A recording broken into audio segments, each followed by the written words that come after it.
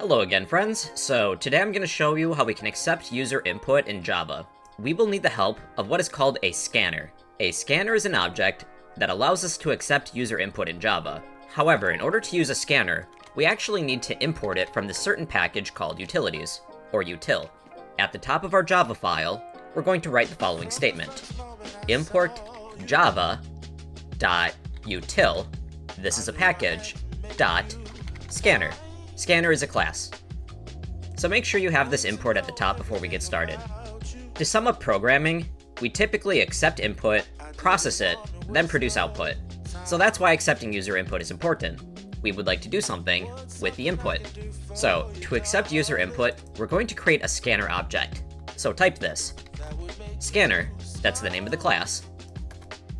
Scanner, that's going to be the name of the object we'll be working with. Do pay attention to the capitalization. Our scanner object is all lowercase characters, whereas in the first scanner, has an uppercase S. Scanner equals new scanner. Add a set of parentheses, then a semicolon. Within the set of parentheses, we're going to type System.in. Our scanner object can read user input. However, it is good practice if you create a scanner object.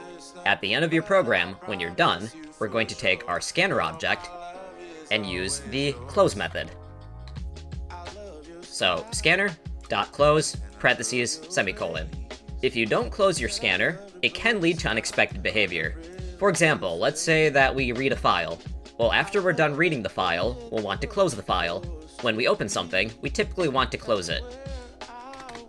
We're going to create a prompt within our console that says enter your name, then a user will be able to type in their name. We'll need a user prompt to work with. So let's say System.out.println, enter your name. After receiving this prompt, a user is going to be able to type in their name. We're going to use our scanner object, scanner.nextLine, parentheses, semicolon. So a user is going to be able to type in a string of text. So let's type in our full name, then hit enter. However, with this user input, we're not doing anything with it. So let's assign it to a variable. So with our line of scanner.nextLine, we will declare a variable and assign it. String name equals scanner.nextLine. We have declaration and assignment. Those two steps.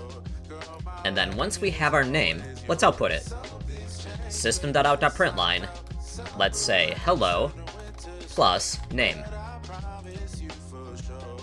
So enter your name, type in your full name, hit enter, and the output should be hello, whatever your first and last name is. Now, if you prefer, we can put the input on the same line as the prompt.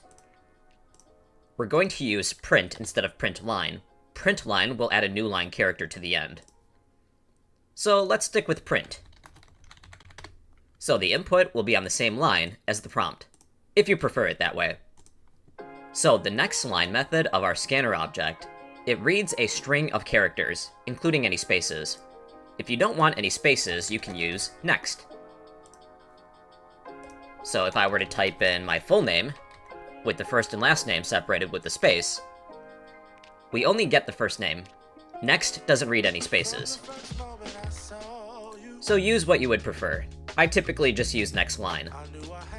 To read an integer, there's a different method called nextInt. This time, let's create a prompt of enter your age. I'll use print instead of print line. We will assign a variable of age. Int age equals, use our scanner object, use the built-in nextInt method. Then once we have our integer of age, let's output it. System.out.println, you are plus our variable age plus years old. Enter your name, type in your name, enter your age. Oops, I'm going to add a colon and a space after my prompt just because I think it'll look better. Okay, enter your full name, enter your age. Hello, your name, you are, whatever your age is, years old. So that's how to accept an integer. If you were to type in a floating point number, or a double, anything that includes a decimal. Now check this out.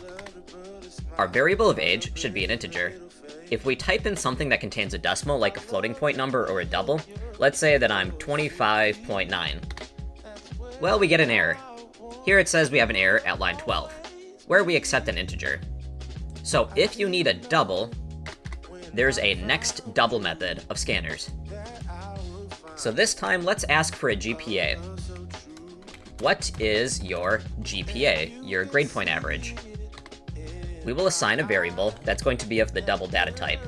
Double GPA equals, again, use our scanner, use the nextDouble method, and then let's output it. System.out.println, your GPA is plus our variable GPA. So again, let's go through the prompts. Type in your name, type in your age. What is your GPA? Let's use print instead of print line. Enter your name, enter your age. What is your GPA? Let's say my GPA is 2.1. I'm just barely passing. Hey, C's get degrees, right? Your GPA is the GPA variable. So that's how to accept a double. Use the nextDouble method of scanners. Now, for some reason, if you need a boolean, booleans are either true or false. Here's how we can accept that. System.out.println. Let's ask, are you a student? Then I'll add a prompt for true or false, so the user knows to type in one of these, instead of yes or no. So we will create a boolean variable of isStudent equals, use our scanner object, use the nextBoolean method, and then let's output it. System.out.println. Let's say student, space, plus isStudent. I think an if statement would be better. We'll cover that in a moment. Again, go through the prompts, type in your name, type in your age, type in a GPA. Are you a student, true or false? Let's say that's true. Student, true. And again, I'm going to use print instead of print line. Not necessary, but I think it looks better. Let's use an if statement instead when checking isStudent is true or not. So if isStudent, again, if statements will be a future lesson we'll cover pretty soon.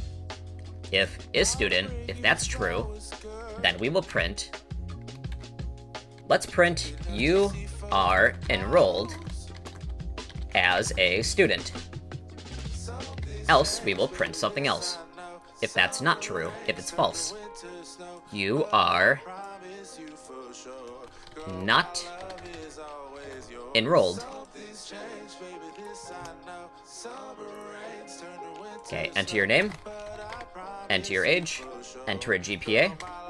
Are you a student? Let's say that it's false.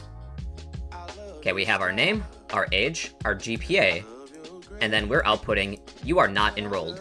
You are not enrolled in classes, because we said false. Now, if we put true,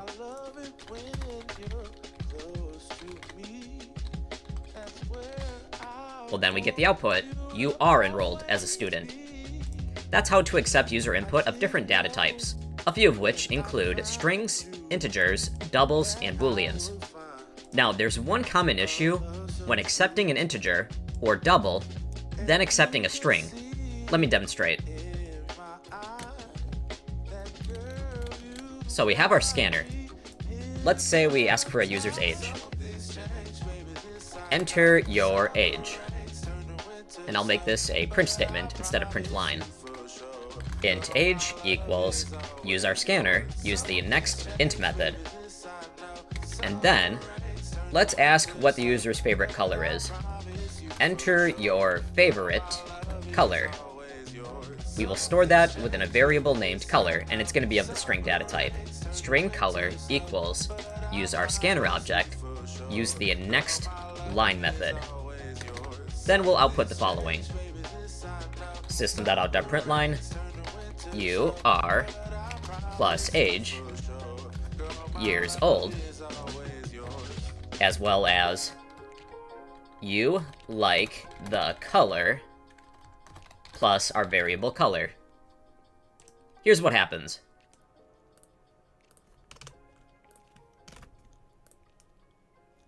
Enter your age, 25, hit enter.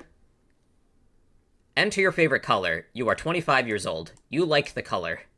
So what's going on here exactly? So when we type in a number, for example 25, then hit enter, within the input buffer, there's still a new line character because we hit enter. So the nextLine method is picking up that new line character and using that as the input. So we need to get rid of that new line character. This is a common problem that you might see in Java. If you accept an integer or a double, then accept a string of text. So one way in which we can clear the input buffer to get rid of that new line character is after accepting an integer or a double, we can use our scanner and call the nextLine method, but don't assign it to anything. That should get rid of that new line character in the input buffer if that problem comes up. So let's try this again. Enter an age, enter a color. You are 25 years old, you like the color red. So if you encounter that problem, I would just call the nextLine method of your scanner object to clear the input buffer. Now we're going to cover an exercise. In this exercise, we're going to calculate the area of a rectangle. What I like to do when creating a project is declare all of my variables at the top. Again, make sure that you're importing the scanner class. I will create a double variable of width. I'll set that to be 0. And a double variable of height, also 0. And double area, I will set that to be 0. We're going to accept some user input and reassign width and height. So we need a scanner object to accept user input. Scanner equals new scanner, parentheses, semicolon. Within the parentheses, we will type System.in. And again, since we're opening a scanner, it's good practice to close it. I sometimes forget to do that. Scanner.close. We'll create a prompt to tell the user to enter in a width. We can use System.out.println or print. For prompts, I like to use print. Enter the width. We will take our width. We've already declared our width once. We don't need to type the data type again. We can reuse it. Width equals, use our scanner object, use the nextDouble method because we're accepting a double, a width. Let's do this with height. I'll just copy these two lines, then change width to height.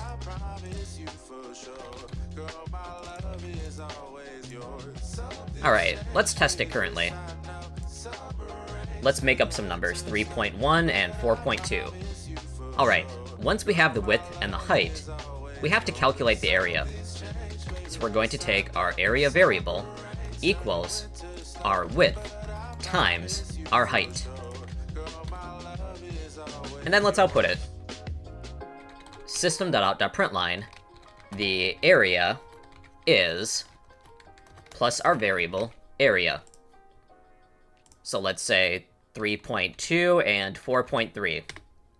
The area is 13.76. Let's add a unit of measurement afterwards. After area, we'll add centimeters. You could do centimeter squared, if you prefer, or you could even add a superscript of 2. So if you're on Windows, make sure numlock is on, hold Alt, then type 0178 on the numpad. If you would like a superscript of 2. You know, because we're working with areas. So let's say 5.3 and 6.4. The area is 33.92 centimeters squared. Alright everybody, that is how to accept user input in Java. You need to create a scanner object. Be sure to close it at the end of the program. If you don't, it might lead to unexpected behavior. The scanner object does have a few built-in methods for accepting strings, integers, doubles, and booleans. And well everybody, that is how to accept user input in Java.